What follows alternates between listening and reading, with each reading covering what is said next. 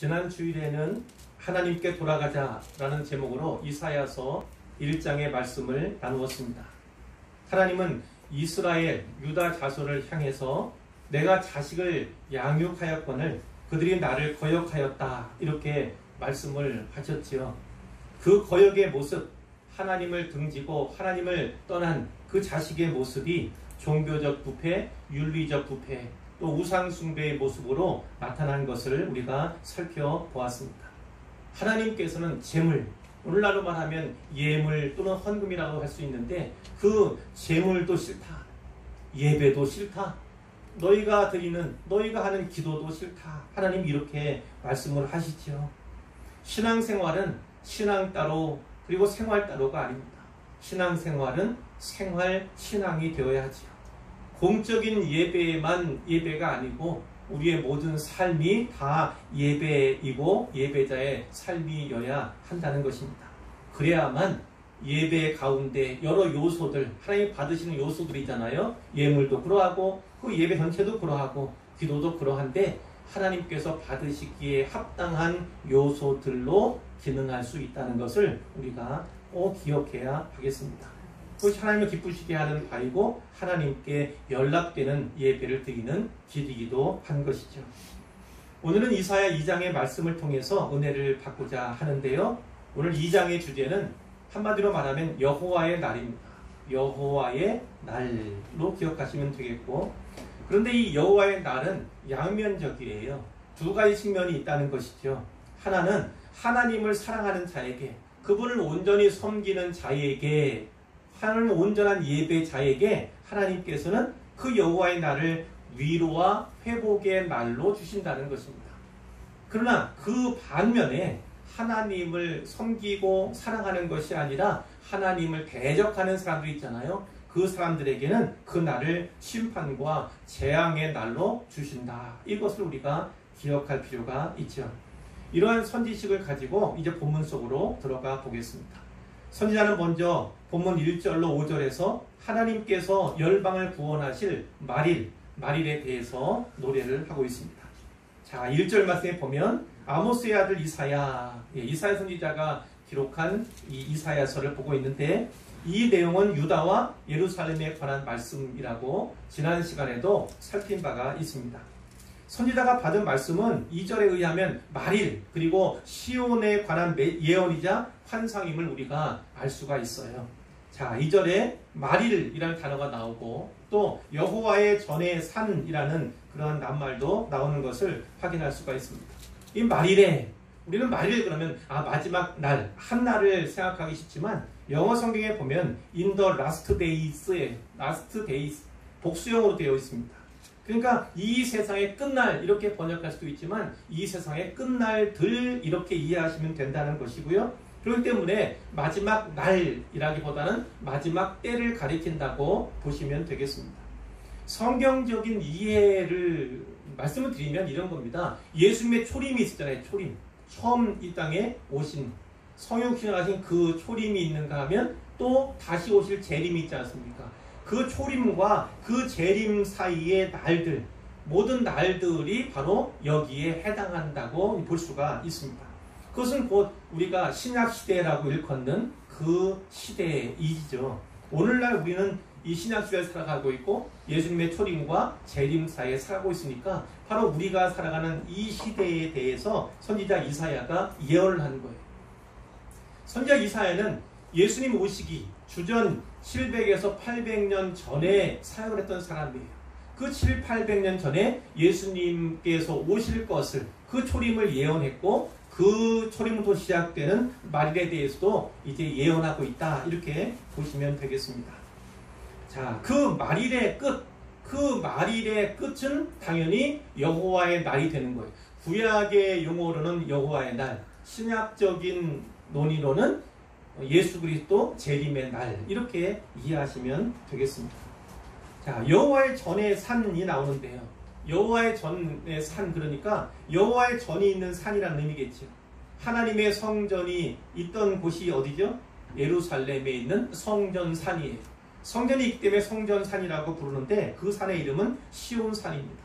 그러니까 여기서 말하는 여호와의 전에 사는 시온산을 가리킨다. 이렇게 보시면 되겠고요. 그 말일에 시온산이 모든 산 꼭대기에 굳게 설 것이며 모든 작은 산 위에 뛰어날 것이다. 이렇게 말씀을 하고 있습니다. 산 중에 산이 될 것이라는 뜻이죠. 으뜸이 될 것이라는 이야기입니다. 세상에는요, 우리가 아는 히말라야 산맥의 에베레스트 그런 것처럼 더 크고 웅장한 산들이 많이 있습니다.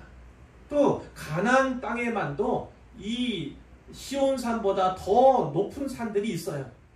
그런데 왜 하나님께서는 선지자를 통해서 이 시온산이 가장 뛰어난 지위를 갖게 될 것이라고 말씀을 하십니까? 그 이유는 간단합니다. 그 시온산 위에 여호와의 전이 있기 때문이죠. 그 여호와의 전이 서 있기 때문임을 우리가 알게 되는 거죠. 여러분, 이 사실을 꼭 아셔야 합니다. 세상에는 힘과 권력을 가진 사람들이 있지요. 많은 재물과 혹은 지식과 지혜를 가진 사람도 적지 않습니다. 우리가 생각하는 것보다 훨씬 더 많을 수 있어요. 하지만 더 뛰어나고 그 뛰어남 위에 계속 서 있으려면 우리가 하나님의 전이 되어야 합니다. 물론 우리는 예수를 믿고 성령님께서 우리 안에 거하시는 자가 되어서 우리 안에 우리가 이미 성령께서 거하시는 전, 거룩하신 전이 되었지만, 그러나 진짜 우리가 그 성전의 기능을 잘하고 있는가, 성령께서 거하시기에 합당한 모습으로 살아가고 있는가에 대해서는 좀 더 스스로 살펴보아야겠습니다. 말씀을 계속 살펴보면요, 만방이 그리로 모여들 것이다, 이런 말씀이 있어요. 그리로, 그 시온으로 모여들 것이라고 말씀을 하신 거죠. 이 만방이라는 것은 열방이란 뜻입니다. 모든 나라, 이런 뜻이죠. 그러니까 열방 가운데 거하는 세상의 모든 민족, 모든 족속이 다 시온으로 모여들 것이라는 예언의 말씀을 주고 계신 거예요. 다시 말하자면 시온이 세상의 중심이 된다는 것입니다. 온 세상 사람들에게 선망이 될 것이다. 이런 비전을 하나님께서 선지자를 통해서 주고 계신 거예요. 열방의 많은 백성이 시온을 향하면서 이렇게 노래하죠. 3절에 보면 오라, 우리가 여호와의 산에 오르며 야곱의 하나님의 전에 이르자, 이렇게 노래하고 있습니다. 오라고는 영어로 컴이에요. 오라고 하는 거예요. 억지로 가는 게 아닙니다. 서로 권면하면서 서로 격려하면서 즐거움과 기쁨으로 순례의 길을 행하는 것을 우리가 볼 수가 있는 거고요. 자, 이들이 시온으로 향하는 이유, 그 까닭이 과연 무엇입니까? 그 다음에 나오죠. 그는 하나님 여호와입니다. 하나님 여호와가 그의 길을 우리에게 가르치실 것이라 우리가 그 길로 행하리라. 여호와 하나님께 가르침을 받기 위해서 시온으로 가고 있는 거예요. 그 하나님께 배우기 위해서 시온산을 향해 가고 있는 것입니다. 가르침 받은 그 길로 내가 살아가리라, 그 배운 바대로 행하리라, 이런 다짐과 결단을 가지고 율법을 받으러 시온으로 향하고 하나님 말씀을 들으러 예루살렘으로 가는 길입니다. 시온에서 하나님께 듣고 배운 사람들이 거기 머무는 게 아니죠. 이제 각 나라 그리고 자기 처소로 돌아가지 않겠습니까? 자, 이는 율법이 시온에서부터 나올 것이요 여호와의 말씀이 예루살렘에서부터 나올 것임이니라. 이 말씀이 바로 그 내용이에요. 영어 성경에 보면요, 그 will go out 이렇게 되어 있어요. 그러니까 나갈 것이다, 이런 표현으로 되어 있다는 말씀을 드리는 거예요. 자, 그렇다면 율법과 하나님의 말씀이 시온과 예루살렘에서 밖으로 나간다는 의미예요. 밖으로 나가요. 그래서 온 세상이 여호와의 말씀으로 가득하게 될 것이다, 이런 예언을 하시는 것입니다. 자, 그럼 어떻게 되겠습니까? 하나님께서, 하나님의 말씀이 통치하는 세상이 되는 거지요. 4절에 보면 그가 열방 사이에 판단하시며 많은 백성을 판결하시리니, 이런 말씀이 있는데 결국 하나님 여호와께서 판단하시고 판결하신다는 거예요. 누구를요? 열방을, 그리고 많은 백성들. 그러니까 하나님께 배우고 들은 자들이 어떻게 살아갑니까? 하나님을 왕으로, 하나님을 재판장으로 알고 그렇게 받들며 살아가는 것에 대해서 말씀하는 것이죠. 하나님 말씀에 감화받은 백성들이 어떻게 합니까? 그 다음 말씀이죠. 무리가 그들의 칼을 쳐서 보습을 만들고 그들의 창을 쳐서 낫을 만들 것이며 이 나라와 저 나라가 다시는 칼을 들고 서로 치지 아니하며 다시는 전쟁을 연습하지 아니하리라. 이런 말씀이 있어요.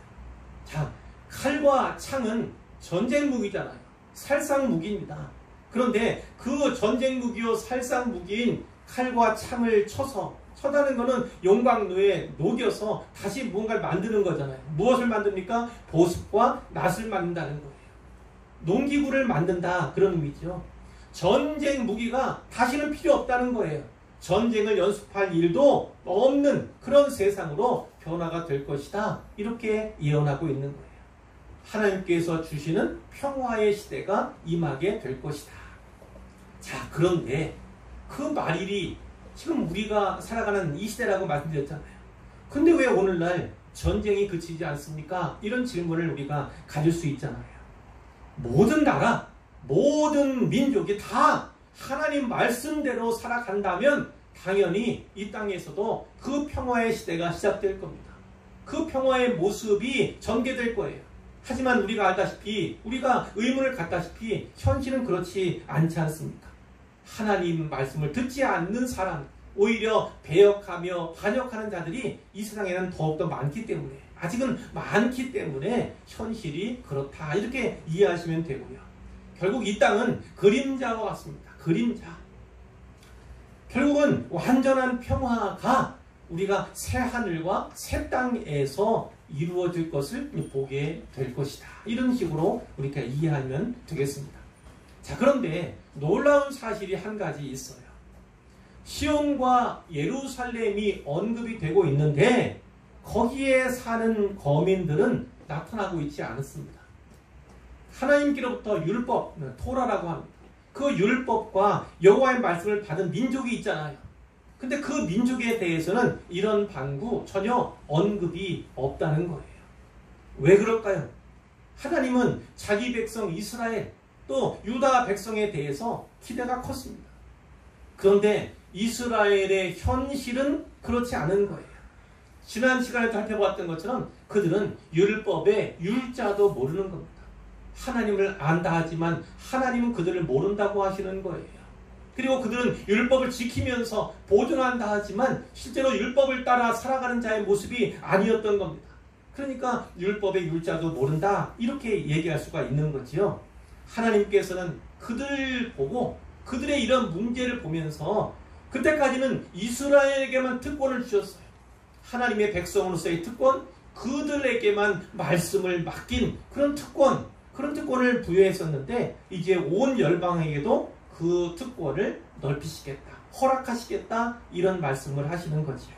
하나님께서는 이제 국경을 초월하고 또 민족을 초월해서 그분의 백성들을 모으신다. 그것이 오늘날 일어나고 있는 일들이죠. 그리고 여호와의 말씀을 배운 열방이 이스라엘을 향해서 이렇게 말합니다. 5절에 야곱 족속아 오라, 우리가 여호와의 빛에 행하자. 이 빛은 말씀을 생각할 수 있어요. 말씀의 빛, 이렇게 우리가 이야기를 하기도 하잖아요. 자, 그런데 중요한 건 이겁니다. 이 권유를 누가 누구에게 해야 합니까? 이스라엘이 열방을 향해서 해야지 마땅한 거예요.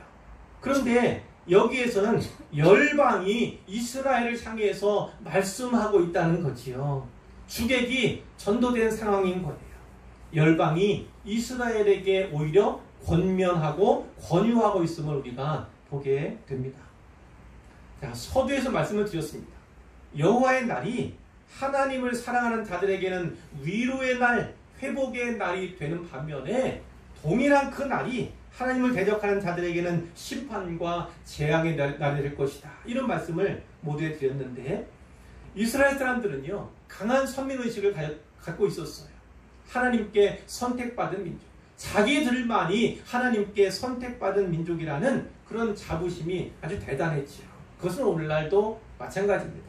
그러나 그들은 특권만을 생각했지 책임과 의무에 대해서는, 하나님께서 그들에게 부여하신 사명에 대해서는 생각하지 못했습니다.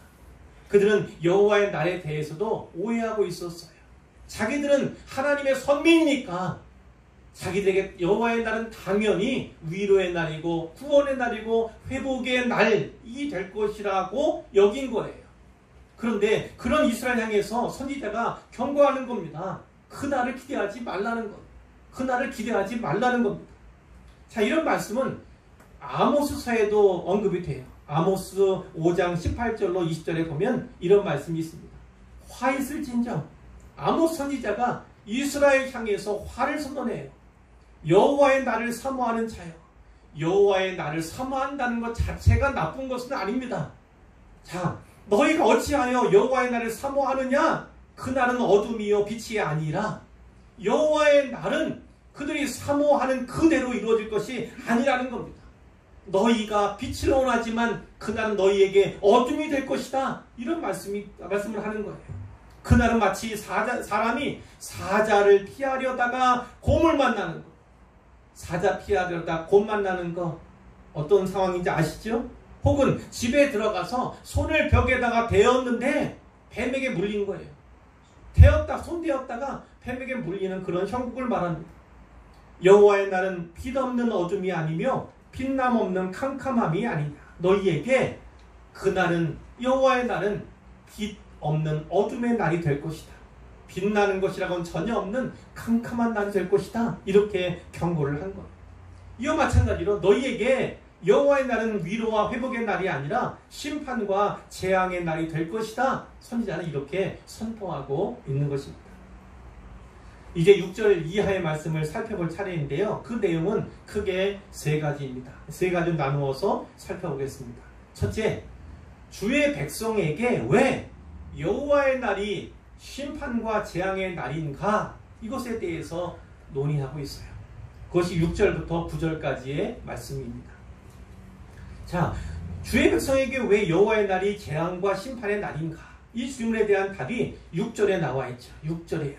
주께서 주의 백성 야곱 족속을 버리셨기 때문입니다.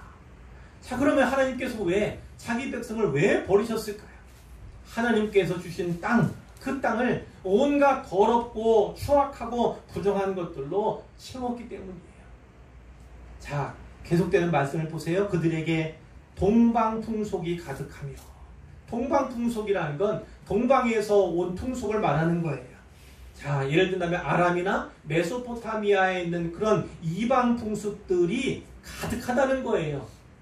자, 다음은 그들이 블레셋 사람들 같이 점을 치며, 물론 블레셋 사람들 가운데서 점을 치는 술객을 말하는 거지만 그 블레셋 술객과 같이 점치는 자들이 되었다는 거죠.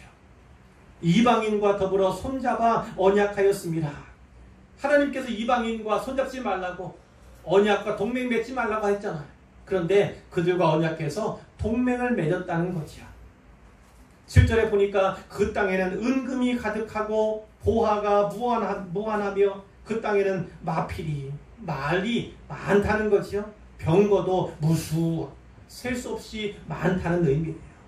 자, 그런데 이 은금, 보화, 마필, 병거가 꼭 나쁜 것은 아니죠. 그러나 하나님께서는 율법을 통해서 이스라엘 사람들에게 경고하신 바가 분명히 있어요. 왕에게도 경고했고 뿐만 아니라 모든 이스라엘 백성들에게 경고하셨어요. 왜 그러냐면 혹시 이 금은 보화가, 이 마필과 병거가 많으면 그것을 의지하게 되기 때문이죠. 그것을 의지한다는 건 하나님을 떠난다는 것이고 하나님을 의지하지 않게 된다는 것과 다르지 않습니다. 결국 하나님 멀리하게 되고 하나님을 등지게 만들 수 있는 요소이기 때문에 하나님께서 은금 보화와 마필 병거를 많은 것, 그것이 가득한 것에 대해서 경고하셨던 거지요. 자, 그러나 그뿐만이 아니라 8절에 보니까 그 땅에는 우상도 가득하다. 하나님 이렇게 말씀하세요. 그것만 가득한 것이 아니라 우상도 가득하다. 자, 가득해요. 아주 충만합니다. 무엇만 없습니까? 하나님만 없어요. 그들 가운데 하나님만 없어요. 하나님의 말씀만 없어요. 나머지 것으로 다 가득한 그런 모습을 보게 되고요. 그들이 자기 손으로 짓고 자기 손가락으로 만든 것, 그 우상의 실체가 그거잖아요. 그것을 경배하며 우상숭배에 대해서 말씀하는 것이고 9절에 보니까 천한 자도 절하며 귀한 자도 굴복하오니 천한 자나 귀한 자나 다 그 우상에 절하고 굴복한다 이렇게 이해할 수 있지만 새 번역에 보면 이런 표현이에요. 이처럼 이와 같이 사람들이 천박해졌고 백성들은 비굴해졌습니다. 이런 의미로도 받을 수가 있습니다. 자, 중요한 건 선지자가 맨 마지막에 뭐라고 그래요? 그들을 용서하지 마옵소서. 하나님 여호와여 그들을 용서하지 마옵소서예요. 선지자가 보더라도 그들의 행실이 너무나 가증스러운 거예요. 선지자의 역할이 무엇입니까? 하나님과 죄인 사이를 중재하는 역할을 하는 게 바로 선지자잖아요. 그런 사명에 있는 사람이 선지자이고 또 이사야인데 이 이스라엘의 죄가 너무나 크고 지나치니까 그 스스로가 분노할 수밖에 없는 거예요. 아무리 하나님께서 용서가 많으신 하나님, 자비가 크신 하나님이라도 결코 그들을 용서하시면 안 됩니다. 그들은 하나님께 용서하실 만한 그 범위를 넘어선 자들입니다. 그들을 용서하지 마십시오. 선지자가 하나님께 이렇게 간언을 하고 있는 거예요. 상황이 이 정도이니까 여호와의 날은 그들이 선민으로서 당연히 기대하던 그런 바와는 동떨어지게 심판과 재앙의 날이 될 것이다. 이렇게 경고하고 있는 것입니다. 자, 둘째는요. 그날이 얼마나 두려운 날이 될 것인가에 대해서 말씀하고 있어요. 그날이 얼마나 두려운 날이 될 것인가. 10절부터 21절까지가 그 내용입니다. 이 부분에 반복되는 내용들이 여러 나와요. 성경에서 여러 번 반복된다 이런 것은 그것이 중요하다는 것을 의미하기도 합니다. 대개는 그렇죠. 자, 가장 많이 반복되는 것 보면 3번 반복되는 표현이 있죠. 3번 반복되는 것. 갑자기 보시기 어려울 텐데 10절에도 맨 끝에 19절 맨 끝에도 21절 맨 끝에도 어떤 표현이 있습니까? 피하라는 표현은 좀 다르지만 피하라는 얘기예요. 피하라는 얘기예요. 자, 작은 틈이라도 있으면 거기 들어가서 숨거나 피하라 이런 내용이 기록되는 겁니다. 자, 10절 말씀 읽어볼까요? 너희는 바위 틈에 들어가며 진토에 숨어 여호와의 위엄과 그 광대하심의 영광을 피하라 이렇게 돼 있어요. 19절에도요. 사람들이 아멸과 토굴로 들어가서 여호와께서 땅을 진동시키려고 일어나실 때에 그의 위엄과 그 광대하심의 영광을 피할 것이라. 21절도 읽겠습니다. 아멸과 험악한 바위 틈에 들어가서 여호와께서 땅을 진동시키려고 일어나실 때에 그의 위엄과 그 광대하심의 영광을 피하리라. 다 피하라, 피하라, 피하라 이런 말씀 있는 거예요. 작은 틈이라도 있으면 어찌하든지 피해봐라는 거죠. 그럴 만큼 그 여호와의 날은 두렵고 떨리는 날이 될 것이다. 심판, 두려움의 날이 될 것이다. 이렇게 말씀하는 거죠. 자, 또 하나 살펴볼 곳은 11절과 17절이에요. 잘 보시면 두 절의 내용이 거의 같아요. 거의 같음을 우리가 알 수가 있는데, 자, 11절만 읽어보면 그날에 눈이 높은 자가 낮아지며 교만한 자가 굴복되고 여호와께서 홀로 높임을 받으시리라. 이런 말씀이 11절에만 아니라 17절에도 나오고 있어요. 자, 여기 보고자 하는 건 11절과 17절 그 가운데 있는 12절부터 16절까지의 내용이에요. 거기에 무슨 내용이 있는가를 보려고 하는 거예요. 12절에 보니까 대저 만군의 여호와의 날이 모든 교만한 자와 거만한 자와 자고한 자에게 임하리니 그들이 낮아지리라. 자, 사람에 대해서 말씀하고 있어요. 특별히 어떤 사람들? 교만한 사람, 거만한 사람, 자고한, 스스로 높은 채 하는 그런 사람들이죠. 자, 그런 사람들에게 하나님의 날이, 여호와의 날이 임하면 어떻게 됩니까? 그들이 낮아질 것이다. 왜 낮아집니까? 하나님께서 낮추시기 때문에 낮아지는, 하나님께 그날에 그들을 낮추실 것이라는 그와 같은 사람들. 자, 13절과 14절에 보면 이제 자연물들이 나와요. 레바논의 높고 높은 모든 백향목. 레바논의 백향목은 아주 아름드리 나무, 아주 질 좋은 목재로 생산되는 그런 나무잖아요. 유명한 나무. 또 바산이라고 하는 풍요의 땅이잖아요. 바산의 암소에도 나오잖아요. 거기에서는 모든 것이 잘 자라요. 모든 상수리 나무도 끝없이 자라는 그런 모습을 우리가 생각해 볼 수 있고요. 14절에 보니까 모든 높은 산, 모든 솟아오른 작은 언덕, 산과 언덕들 다 솟아오르고 높아요. 자, 이런 높은 자연물들이 나오고 있고요. 그 다음에 15절, 16절에 보면 이제 인공적인 구조물, 사람들이 만들고 지은 거지요. 자, 15절에 보니까 모든 높은 망대와 모든 견고한 성벽과 다시스의 모든 배. 자, 배는 알겠는데 다시스는 뭐죠? 지명이에요, 지명. 이 다시스가 어디에도 나오냐면 요나서에 나오죠, 요나서. 하나님께서 선지자 요나에게 니느웨로 가서 회개를 선포하라. 이렇게 말씀을 하셨잖아요. 명령하셨어요. 근데 이 니느웨가 그것이 싫었어요. 우리의 원수 민족인 그 아수르 사람들이 구원받는 것, 멸망당하지 않게 되는 것이 너무 싫었어요. 그래서 니느웨로 가라고 하신 그 명령에 반해서 반대편으로 갔습니다. 빨리 욥바라고 하는 항구 도시로 가서 거기서 다시스라고 하는 먼 곳으로 가는 배에 올랐지요. 욥바는 항구 도시라고 말씀드렸고 그 항구 도시 욥바에서 가장 먼 곳이라고 생각하시면 돼요.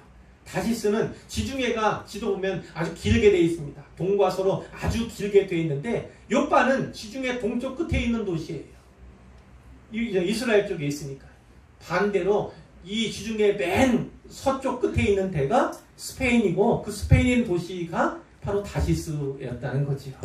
그러니까 이 지중해를 운항하려면 배가 큰 무역선들이 다니는 거예요. 이 규모가 큰, 그리고 규모가 크다는 건 돛도 아주 높다 이렇게 생각할 수가 있잖아요.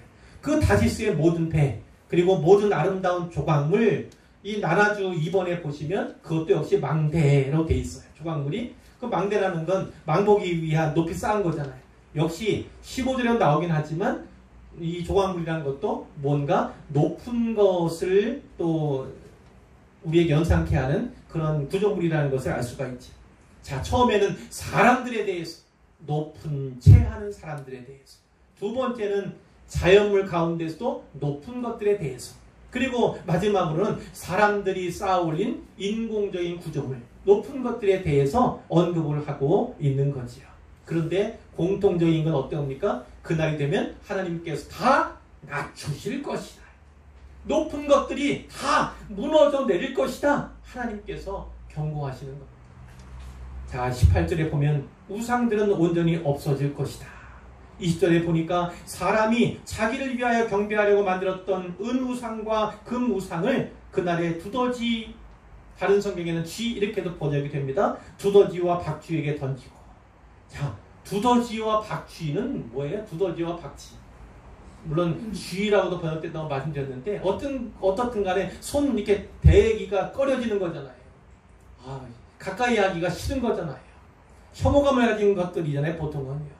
자, 이런 것에게 던진다는 거예요. 무엇을요?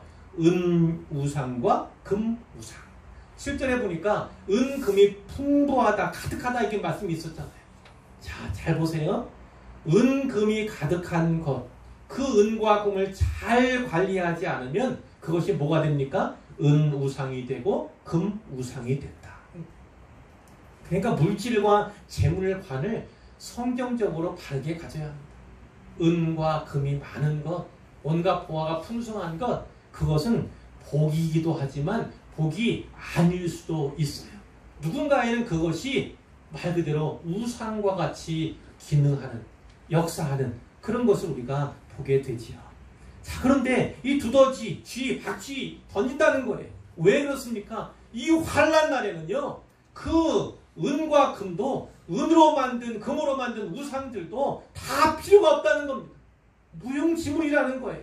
전혀 그 환난을 면하거나 이겨내는데 도움이 안 된다는 말씀이에요. 아무런 가치가 없음을 그 환난 때에 발견하게 된다는 것입니다. 그러니까 그냥 혐오스럽게 내던지는 거예요. 내던지는 거예요. 아까 요나 얘기가 있었잖아요. 요나를 태우고 다시스를 향해 가던 배, 그 배가 하나님이 일으킨 바람을 맞았어요. 풍랑이 바다에 일어납니다. 폭풍이. 배가 거의 깨질 것 같은 그런 지경에 놓이게 됐잖아요. 그럴 때 선원들이 어떻게 합니까? 이 요나는 잠자고 있었잖아요. 선원들은 어떻게 했어요? 그 배를 가볍게 하려고 있는 모든 물건들을 다 바다에 던지는 겁니다. 금은 보화가 상자째 박스째에 있다 해도 그것이 내 목숨 구하는 것, 내가 사는 것보다 중하겠습니까? 생명보다 구원보다 더 중요한 것은 아무것도 없는 거죠. 자, 그렇다면 우리도 생각해 보아야 되지 않겠습니까? 나는 지금 무엇을 하고 있는가? 무엇을 하고 있는가?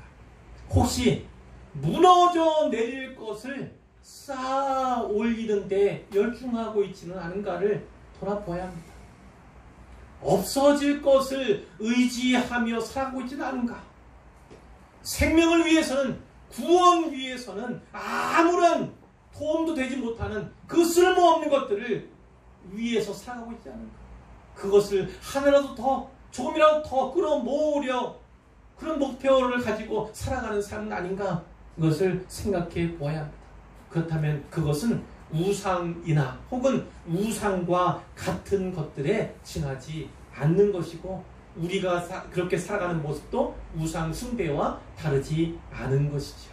그것을 우리가 살피고 돌아볼 필요가 있습니다. 이제 셋째로 여호와의 날을 준비하라는 권면이 22절에 나타나고 있습니다. 자, 22절 말씀 읽어볼까요? 너희는 인생을 의지하지 말라. 그의 호흡은 코에 있나니 새말 가치가 어디 있느냐. 인생을 의지하지 말라. 그 인생은 호흡이 어디 있다고요? 코에. 하나님께서 이 들숨 날숨 이거 멈추게 하시면 그러면 죽는 거예요. 인생은 끝나는 겁니다. 그러니까 그가 가진 것이 많고 또 쪽수가 많고 이거 헤아리거나 셈할 필요가 어디에 있는, 그럴 만한 가치 있는 것이 아니다, 이렇게 말씀을 하는 거죠. 자, 우리는 이 앞에 이 여호와의 날에 대한, 특별히 두려움으로 표현된 이 여호와의 날을 보면서 그 날을 심판과 재앙의 날이 아니라 위로와 회복의 날, 구원의 날로 맞아야 하지 않겠습니까? 자, 그렇다면 어떻게 해야 하는가? 그것에 대해서 선지자가 말씀하는데, 그런데 우리가 읽은 것이 조금 이상하잖아요? 앞에 우상 숭배 혹은 우상과 같은 것들을 숭배하는 것에 대해서 선지자가 계속 경고해 왔어요.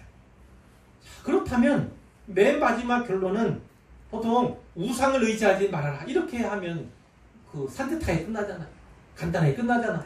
그런데 이 선지자는 우상을 우상을 의지하지 말라, 이렇게 끝내는 것이 아니라 인생을 의지하지 말라, 이렇게 끝난다. 그러니까 조금 어긋난 듯한 그런 느낌으로 끝을 맺고 있는 것을 우리가 보게 돼요. 그러나 좀 더 본질적으로 생각하면 이 말씀은 선지자가 우상에 대해서 또 우상 숭배에 대해서 그 본질을 지적하는 것이다, 이렇게 이해할 수가 있지요. 자, 우상이 무엇입니까? 오늘 본문에서 보면 8절에 그들이 자기 손으로 짓고 자기 손가락으로 만든 것, 그게 우상입니다. 자기 손으로, 자기 손가락으로 조각을 하거나 혹은 뭐 주물러 만들거나 그래서 만든 것이 우상이라는 거예요. 사람이 만든 게 우상이라는 거죠. 자, 그 우상 숭배의 본질에 대해서는 20절이 말씀하고 있잖아요. 사람이 자기를 위하여 경배하려고 만들었던, 사람이 경배하려고 만든 게 우상인데 무엇을 위해서요? 자기를 위해서요. 자기를 위해서. 결국은 나를 위해서 만들어낸 무언가, 내 필요에 의해서, 내 생각에 의해서, 내 의지에 의해서 경배의 물로서 만들어진 게 우상이라는 거죠. 그렇다면 우상은 신이라고 할 수가 없다는 거죠. 우상은 신이라고 할 수가 없다는 것이고, 결국 우상을 의지한다는 건 사람의 손을 의지한다는 것과 다른 것이 아니고요. 사람의 손을 의지한다는 건 결국 인생을 의지한다는 것과 크게 다르지 않다. 이런 논리에서 우상을 멀리하지 말라, 이런 것이 아니라, 의지하지 말라, 이런 것이 아니라 인생을 의지하지 말라 이렇게 말씀하고 있다 해석할 수 있습니다. 자, 그렇다면 누구를 의지해야 합니까? 누구를 의지해야 합니까? 당연히 여호와 하나님께 돌아와서 그분을 왕으로 섬기고 그분만을 의지해야 한다. 성경이 이렇게 교훈하는 것입니다. 여호와의 날, 구약의 표현은 이렇지만 신약으로 오면 그 표현이 예수 그리스도 재림의 날 이렇게 확장이 된다고 제가 말씀을 드렸어요. 성부 하나님께서 성자 예수님에게 모든 심판을 위임해 주신 것이거든요. 요한복음 5장 20절에 보면 아버지께서 아무도 심판하지 아니하시고 심판을 다 아들에게 맡기셨다 이런 표현이 있어요. 예수님께서 친히 하신 말씀입니다. 예수님께서 하나님께서 하실 그 심판을 다 맡아서 친히 심판하실 것이라고 말씀을 하시는 거죠. 그러나 이 여호와의 날이나 주 예수 재림의 날이나 그 본질적인 면에서는 동일한 거죠. 동일해요. 자, 그러니까 우리가 해야 할 일은 무엇입니까? 스스로 높아지려다가 무너져 내릴 것, 없어질 것, 구원받거나 생명을 보존하기에는 아무 도움도 되지 않는 그 무용지물과 같은 것, 그것에 집착하다가 그 여호와의 날을 심판과 재앙의 날로 맞을 것이냐, 아니면 하루하루 주어진 날들을 거룩하게 경건하게 살아가고 낮은 자리에서 낮은 자의 모습으로 살아가다가 주님께서 주시는 그 위로와 그 회복의 은혜를 마음껏 누릴 것이냐, 너희가 이 두 선택지 사이에 놓여 있다 이렇게 우리가 받을 수 있다는 거죠. 간절히 바라고 원합니다. 여기 계신 우리 모두, 그리고 우리 모든 성도님들은요, 우상이나 인생 의지하지 마시고요, 오직 하나님만, 우리 주님만 바라보시고, 그리고 하루하루 삶 속에서 그분만을 의지하는 삶을 살아가시기를 우리 주님의 이름으로 축원합니다.